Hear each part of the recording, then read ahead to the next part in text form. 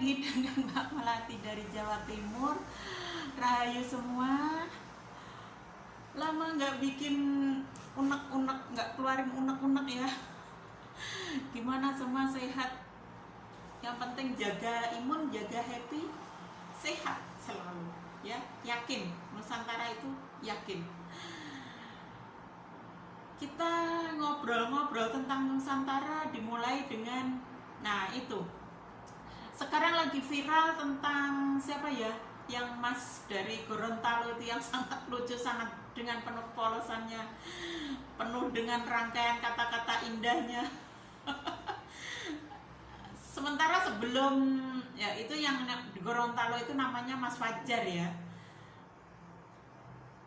dengan penuh kepolosannya, kegalauannya, bisa sedemikian menjiwai orang-orang galau seperti apa, demikian menjiwai.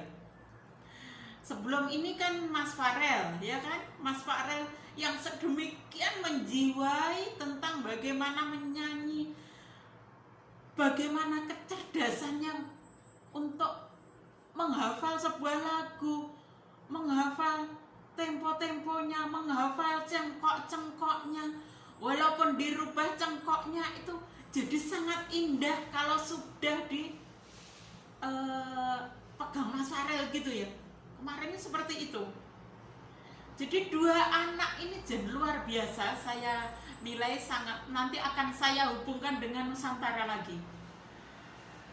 Jadi dua anak ini adalah fenomena luar biasa yang kita temukan di akhir tahun ya, di akhir tahun 2022,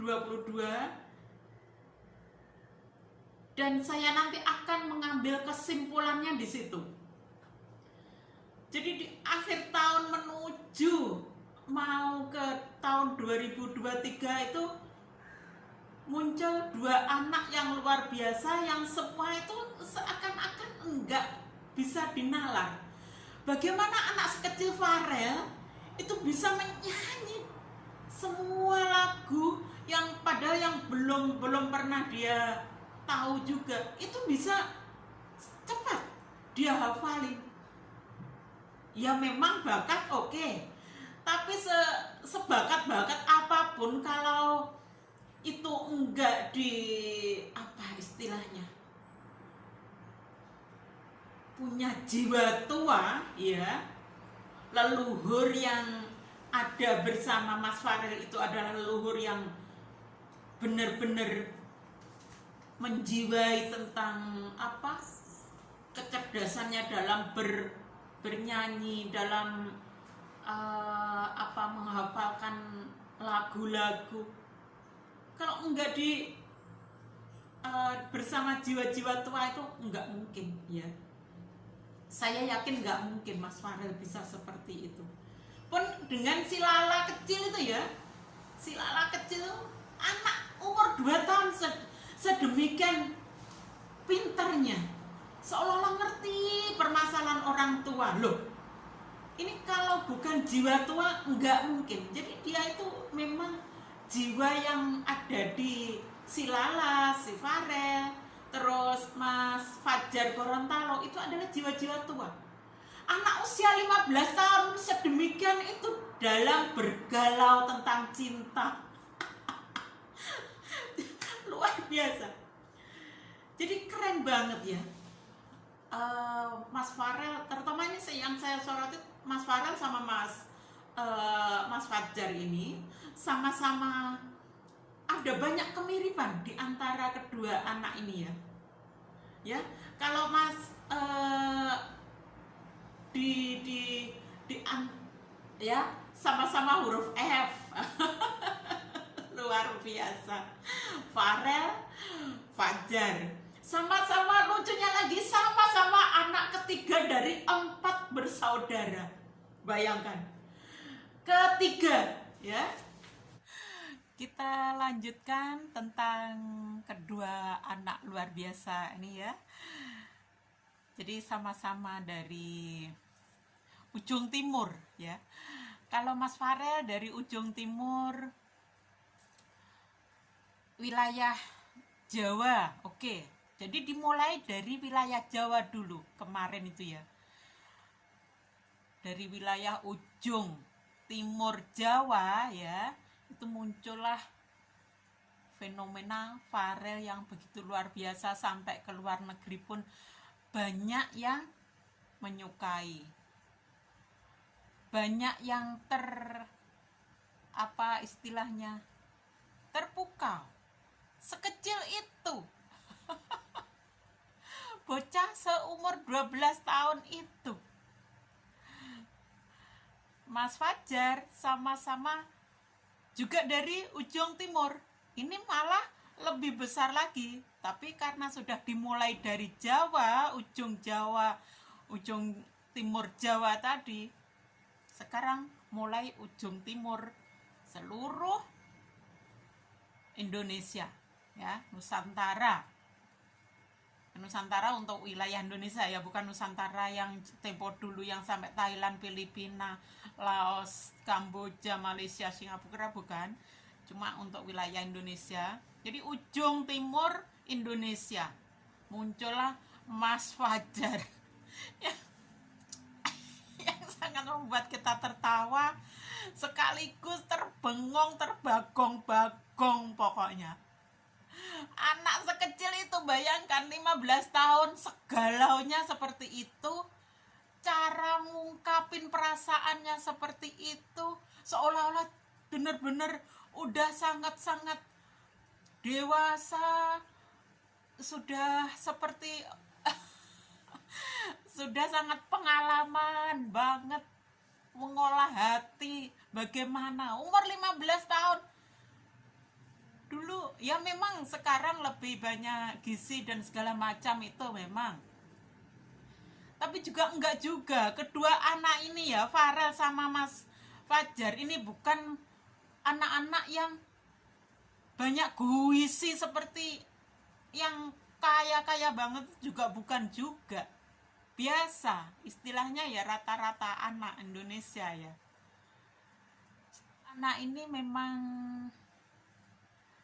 fenomena yang dimunculkan di akhir tahun 2022 sebagai pengingat kita, dan kita akan hubungkan dengan Nusantara ya.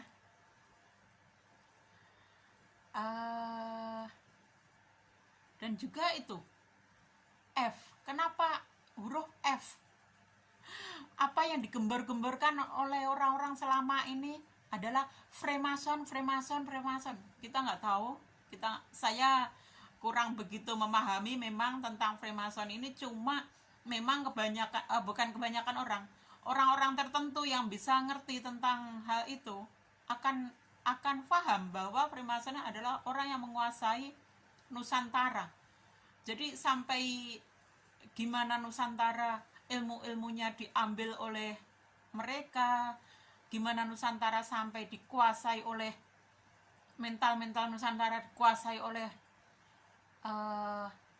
Barat, oleh Eropa, oleh Arab, segala macam, itu adalah memang ulah daripada si Freemason ini sebetulnya. F.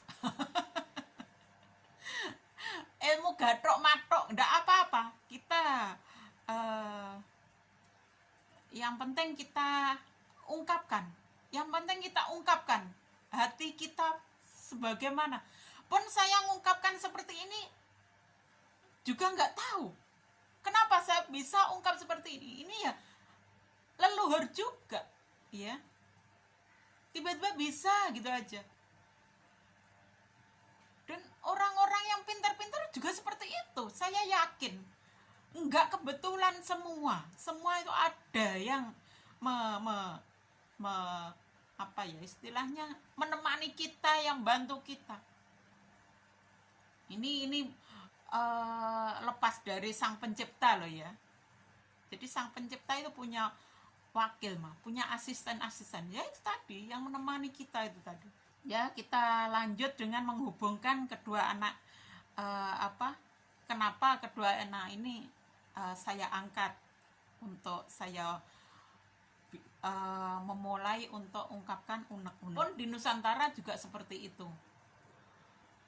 Jadi dari tahun 0 Masehi sampai sekarang, itu kalau kita setiap 700 tahun gitu, akan pas juga. Memang pas, ya. Jadi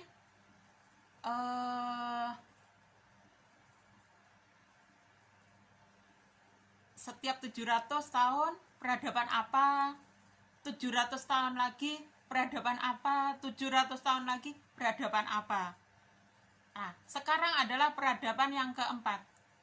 Kita mulai dari peradaban 700 tahun awal ya.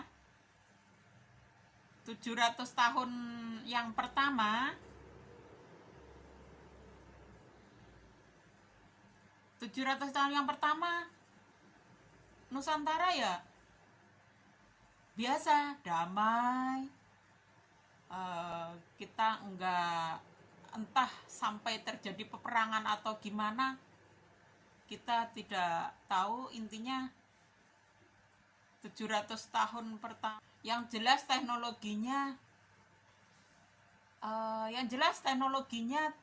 tidak seperti teknologi sekarang. Walaupun di zaman dulu ya seolah-olah sudah, bukan seolah-olah, mereka sudah bisa menemukan bagaimana untuk kehidupannya biar lebih mudah. Intinya udah ada gimana harus membuat apa, itu sudah seperti sekarang. Kalau sekarang karena bersama dengan banyaknya keinginan, kebutuhan, dan ingin segala sesuatunya cepat. Nah, kita cuma otak kita saja yang nggak nyandak ya. Mungkin saking polos atau bisa bersyukurnya yang kuat. Nggak beda dengan kita ketika bagaimana suku Samin, bagaimana suku Baduy, bagaimana suku di Meneges atau apa itu, di mana itu, di Jawa Barat itu atau di mana, Blora ya. Bagaimana mereka, kehidupan mereka, yang walaupun tanpa teknologi sekarang ya, mereka hidup damai, tidak terdengar kejahatan-kejahatan seperti yang dilakukan oleh mayoritas. Contoh kecilnya adalah Nusantara tempo dulu itu, contoh kecilnya mungkin ya ini, suku Samin, suku Baduy ini ya. Baduy atau apa itu? Samin lah, enaknya Samin gitu aja ya. Itu adalah contoh Nusantara kita 700 tahun pertama. Mungkin ya sekarang lebih modern lah mungkin, tapi nggak tahu ya, kita nggak usah ngomong sekarang lebih bagus dari tempo dulu juga enggak. Saya tetap akan mendukung, tetap akan menghargai, tetap akan menjunjung. Itulah sebetul sedamai-damainya manusia ya. Enggak suka menipu, enggak suka jor-joran, nggak suka bangga-banggain jabatan, nggak suka bangga-banggain kekayaan. Suku Samin banget, Nusantara banget. Nusantara itu tercermin di suku Samin itu ya. Nah, menginjak ke 700 tahun peradaban kedua ya, 700 tahun yang kedua. Nah, di sini mulai tercatat kehebatan Nusantara, terbukti dengan adanya kerajaan Sriwijaya, Majapahit, Pajajaran, Kanjuruan, Singosari, dan segala macamnya. Di ujung timur, di ujung mana-mana banyak sekali kerajaan-kerajaan yang muncul ya. Ya. Itu adalah perwujudan Nusantara kita, bahwa sudah luar biasa dan setiap 700 tahunnya itu terjadi perubahan. Jadi sekitar abad 7, abad 8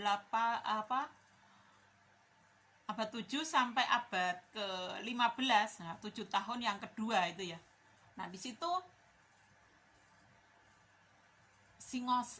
Nusantara sudah sangat-sangat luar biasa itu tadi, dengan kejayaan kerajaan-kerajaan yang tertulis di sejarah ya. Dan itu dunia mengakui juga. Bukan cuma model versi-versi Islam yang menulis. Kalau yang jelas versi Islam memang menulis tentang kejayaan Islam saja. Nah, kita menginjak ke 700 tahun yang ketiga. Nah, ini mulai ajaran gurun mulai datang ke Nusantara. Disinilah peradaban mulai berganti. Jadi dari kerajaan-kerajaan Nusantara, ya, kerajaan-kerajaan Hindu, Buddha yang demikian damai bisa menghargai semuanya, mulailah ajaran gurun merubah peradaban di Nusantara bersama dengan kualatnya kita, karena kita tidak lagi memakai leluhur bangsa sendiri, tidak mengikuti leluhur bangsa sendiri, napak tilasnya bukan di napak tilas leluhur bangsa sendiri, tapi napak tilas leluhur bangsa lain. Peradabannya akhirnya berubah. Nusantara mengikuti model-model barat, ya, model-model gurun 700 tahun yang ketiga. Memang hebat. Sekarang apa sih yang nggak hebat? Coba, semua tiap rumah punya, kira-kira kalau anaknya 5, HP-nya juga 5. Lah ini suku Samen nggak boleh ini, nggak ada. Cuma ketuanya yang paling saja yang mempunyai handphone itu. Saya pernah baca seperti itu. Ya, belum semua segala sesuatunya pakai elektrik. Suku Samen enggak sebegitunya. Sekarang jaya banget. Bersama dengan kejayaan luar mestinya ya, semua memakai ya, bersama dengan semuanya di luar negeri pun kehebatan teknologi sekarang. Inilah peradaban 700 tahun yang ketiga. Kalau khususnya untuk Nusantara ya seperti itu. Kita benar hebat, tapi apa? Hebatnya bukan ciptaan Nusantara sendiri, tapi jiplak ya. Kita jadi budak saja karena kita berkiblatnya ke Arab, terus segala sesuatunya niru Barat. Bukan ciptaan sendiri. Beda dengan 700 tahun yang pertama dan kedua, itu asli Nusantara. Justru yang lain-lainnya itu berkiblat ke Nusantara. 700 tahun yang ketiga, nah seperti si Mas Farel dan Mas Fajar ini, karena apa? Karena adanya jiwa tua leluhur itu tadi. Jiwa tua yang menaungi, jiwa tua yang berada di jiwa mereka. Ya. Jadi bukan asli ya. Oke, kembali, bukan asli dari, bukan seperti sewajarnya gitu, bukan. Nah, sewajarnya kan anak-anak kan biasa bakatnya biasa. Jadi kehebatan di 700 tahun yang ketiga ini adalah hebat banget dalam memuja leluhur bangsa asing, bukan memuja leluhur bangsa sendiri, ya. Peradaban 700 tahun yang ketiga itu bukan jadi diri sendiri. Kita semua cuma jadi budaknya bangsa lain, ya. Badan ini benar di Nusantara, tapi otak kita ada di gurun sana. Badan benar di Nusantara, tapi dalam memuja itu menghadap ke gurun sana. Sangat lucu, ya. Jadi sangat fake banget, sangat palsu banget peradaban 700 tahun yang ketiga. Ada hubungannya dengan Mas Farel tadi, ya, dengan Mas Fajar. Tapi semua kita nikmati, oke lah. Saya juga seneng banget. Jadi sangat ada hubungan dengan kedua bocah itu ada, ya, persis, ya. Mas Farel dan Mas Fajar itu tanpa jiwa tua yang menaungi, ya, yang menyertai, ya, mereka anak-anak biasa, ya, seperti yang lainnya juga. Tidak bisa seheboh sekarang ini, gitu, ya. Tahun 2023 ini kita disadarkan, ya. Kita disadarkan. Dua bocah ini jadi penunjuk, jadi petunjuk, ya. Bahwa kita kudu sadar bahwa leluhur itu adalah leluhur kita sendiri yang perlu kita napak tilasi, ya. Jadi pada wisata ke Arab, napak tilas leluhurnya bangsa lain, nalar enggak sama sekali, enggak ada nalarnya sama sekali. Sebetulnya kalau kita mau pakai nalar, ya, coba kita punya yang membuat kita berada di bumi ini, yaitu leluhur bangsa kita sendiri.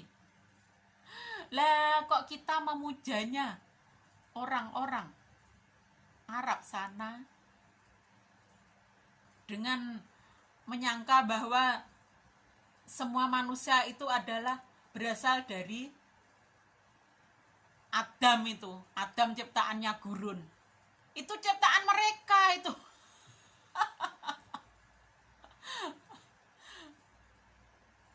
Ya. Kita punya sendiri.